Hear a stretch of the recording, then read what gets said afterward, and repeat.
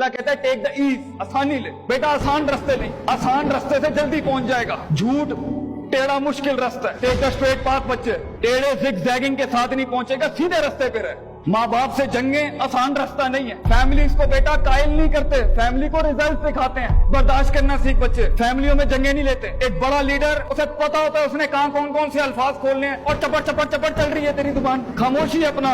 उसका सबसे बड़ा असूल होता है उसने कहा जंगें नहीं लेनी, क्योंकि पोटेंशियल और टैलेंट ने अगर लड़ाई ले ली तो वो तो फंस जाएगा इधर उधर। यू नीड टू अंडरस्टैंड बेटा, you don't need to engage with people. जाहिल और हासिद और हाकिदीन, जब people negative people are trying to engage you, के पहुंच ना जाए तो तू प्लेट में रख के दे रहा है इनको engage. Don't mess with them, बोलने दे बेटा। Let the people criticise you, it doesn't matter. पहुंच जाएगा।